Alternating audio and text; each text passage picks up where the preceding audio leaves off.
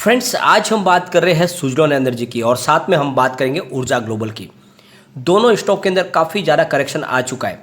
क्या इस लेवल पे एंट्री करनी चाहिए या फिर अभी वेट करना चाहिए? जिस तरह से सुज़लॉन ने शानदार रिजल्ट पेश किया है, पिछले कई क्वार्टर के लॉस के बाद में कंपनी ज़बरदस्त प्रॉफिट में आ चुकी है। तो क्या यहाँ से अब आगे तेज़ी की संभावना बन रही है? क्या आने वाला समय सुज़लॉन एनर्जी के लिए बहुत शानदार होने वाला है? यहाँ से अगर निवेश करते तो क्या बहुत जल्द हमें मल्टीबैगर रिटर्न मिल सकता है? क्योंकि ये बहुत ही शानदार पेनी स्टॉक लग रहा है और भारी वॉल्यूम के साथ में इसमें कामकाज हो रहा है। तो क्या संभावना बन रही है सुज़लॉन एनर्जी की? क्या फ्रेश एंट्री करनी चाहिए? और ऊर्जा ग्लोबल में इस समय क्या निवेश कर सकते हैं या फिर अभी वेट करना चाहिए? काफ़ी स्टॉक तो करेक्ट हो चुका है ऊपर के लेवल से। क्या यहाँ से इसमें कुछ संभावना बन रही है? क्योंकि जिस तरह से ऊर्जा ग्लोबल का कारोबार बढ़ रहा है और लिथियम बैटरी और इलेक्ट्रिक कार की तरफ, निर्माण की तरफ जो बढ़ रही है ऊर्जा ग्लोबल, क्या आने वाले समय में ये मल्टीबैगर स्टॉक साबित हो सकता है? तो सारी संभावनाओं को तलाशेंगे और जानने की कोशिश करेंगे क्या ये दोनों पावर सेक्टर के स्टॉक हमारे तकदीर को बदल सकते हैं। लेकिन फ्रेंड, उससे पहले अगर आप पहली बार हमारे चैनल पर आए तो चैनल को सब्सक्राइब कर दीजिए, एक बेल आइकॉन दबा दीजिए ताकि जब भी नया वीडियो बने पहला नोटिफिकेशन आपको मिले। वीडियो पसंद आए तो लाइक शेयर जरूर कीजिए। चलो फ्रेंड्स, वीडियो स्टार्ट करते हैं। मैं हूं आपका दोस्त एस बी दवे और हमारे अपने चैनल ऑनलाइन कमाई में आपका बहुत बहुत स्वागत है। सबसे पहले हम सुज़लॉन एनर्जी की बात कर लेते हैं। फ्राइडे को स्टॉक ओपन हुआ 5.75 पर, हाई बनाई 6.05 की, लो बनाया 5.75 का और अंत में 5.80 पर करीब 4.13% डाउन पर इसने क्लोजिंग दी है। तो काफ़ी ज़्यादा गिरावट थी, परंतु स्टॉक अब यहाँ से काफ़ी अट्रैक्टिव बन चुका है।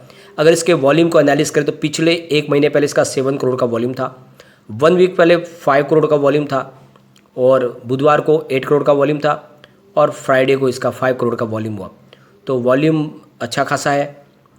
एनएससी की बात करें तो 3 करोड़ 65,73,000 के वॉल्यूम में कामकाज हुआ और सामने 1 करोड़ 97,03,000 की डिलीवरी उठाई की।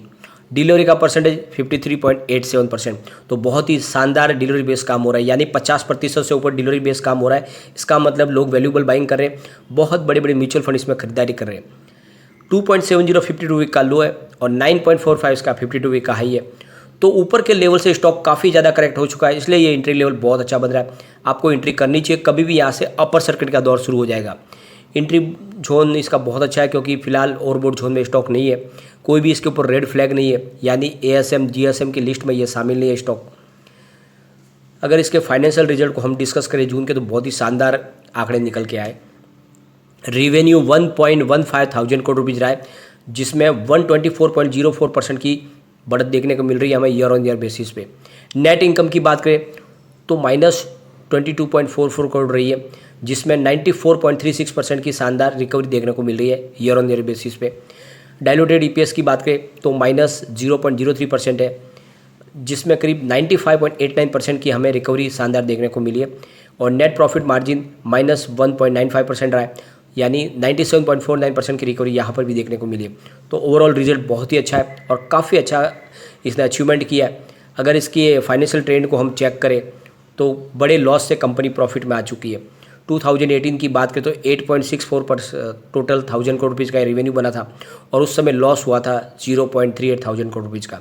2019 में लॉस और बढ़ा, 5.14 थाउजेंड करोड़ रुपीज़ का रेवेन्यू बना और लॉस 1.53 करोड़ रुपीज़ का हो गया। 2020 आते आते और बढ़ोतरी हुई, 3000 करोड़ रुपीज़ का रेवेन्यू बना और लॉस हो गया 2.64 थाउजेंड करोड़ रुपीज़। तो लगातार दुगुना होते जा रहा था लॉस, लेकिन इस बार कमाल हो गया, पूरा लॉस प्रॉफिट में बदल गया। 4.17 थाउजेंड करोड़ रुपीज़ का रेवेन्यू मिला और 0.10 थाउजेंड करोड़ रुपीज़ इनको प्रॉफिट हो गया। तो शानदार प्रॉफिट में बढ़ोतरी हुई है और कंपनी लगातार लॉस के बाद प्रॉफिट में आई है। अगर हम Q3 की बात करें तो करीब 120 करोड़ के आसपास इनका लॉस था, जो 50 करोड़ के आसपास रह गया था पिछले मार्च क्वार्टर में, लेकिन इस बार करीब 0.10 थाउजेंड करोड़ रुपये कंपनी प्रॉफिट में आ गई है। तो शानदार इसने बाउंस बैक दिया और इससे एक बात समझ में आ रही है कि ये स्टॉक कमाल करेगा, आगे बहुत शानदार इसमें तेज़ी बन सकती है और इसके पीछे वजह है इसकी खरीदारी। इसमें अगर प्रमोटर की होल्डिंग की बात करें तो काफ़ी निराशाजनक है, क्योंकि प्रमोटर काफ़ी ज़्यादा लॉस में चल रहे हैं और इस वजह से वो अपने कारोबार को आगे बढ़ाने के लिए अपनी होल्डिंग कुछ कम कर रहे हैं। तो लगातार 3 क्वार्टर में उनकी होल्डिंग कम हुई है। तो दिसंबर की अगर बात करें तो 17.46% थी, मार्च में 17.17 किया और जून क्वार्टर में 16.52% किया। तो प्रमोटर अपनी होल्डिंग कुछ कम बेच के उन पैसों के माध्यम से अपने कारोबार को सुचारू रूप से चलाने की कोशिश कर रहे हैं।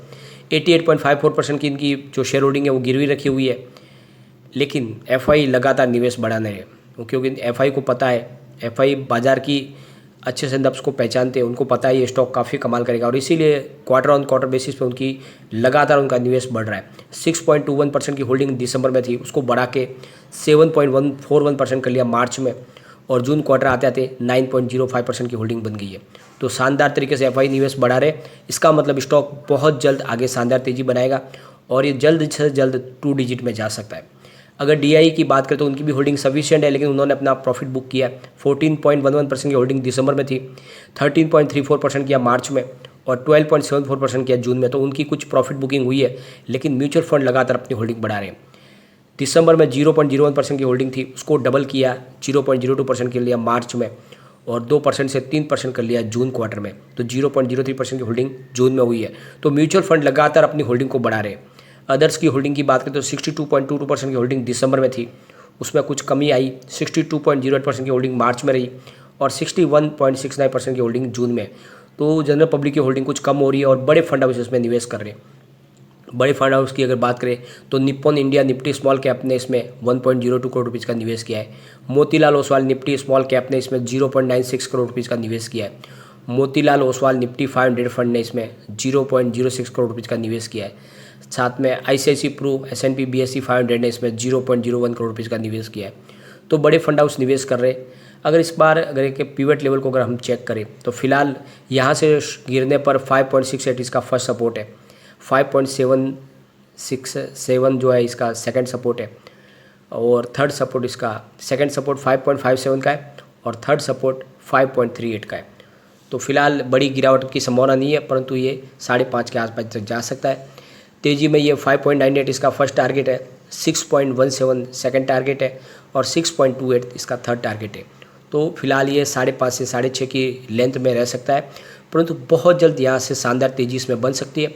इन्वेस्टमेंट आपको करना चाहिए क्योंकि कंपनी का कारोबार बहुत अच्छा है, कंपनी की ऑर्डर बुक मजबूत है, साथ में कंपनी विंड टर्बाइन का निर्माण कर रही है और आने वाले समय में सरकार ने पूरा सहयोग देने की घोषणा कर दी है इन कंपनियों को जो ग्रीन एनर्जी का कारोबार कर रही है।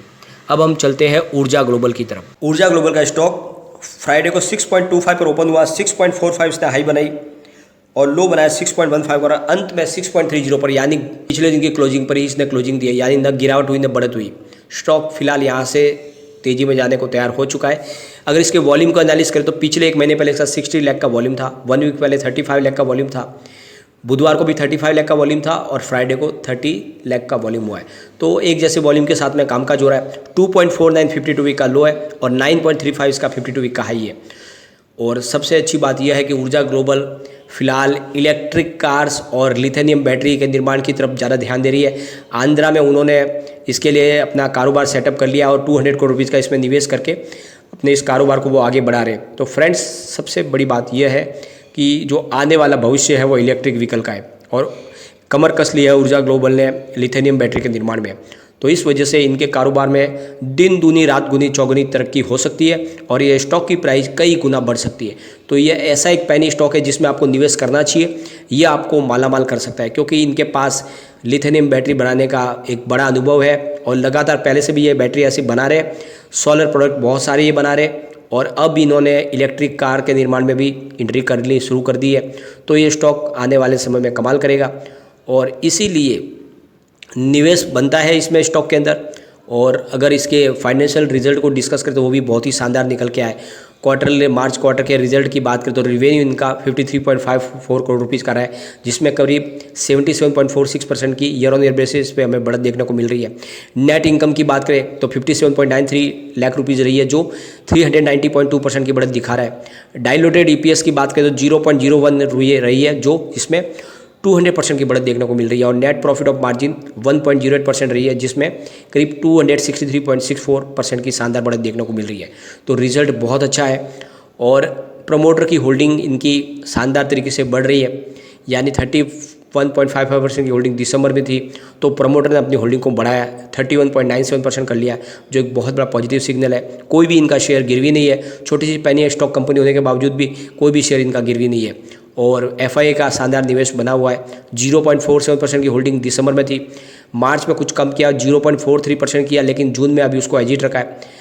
DI की होल्डिंग 0.01% की 3 क्वार्टर से अनचेंज है। अदर्स की होल्डिंग की बात करें तो 67.97% की होल्डिंग थी, उसको कुछ कम किया 67.59% किया मार्च में, और जून क्वार्टर में उसको एजिट रखा है।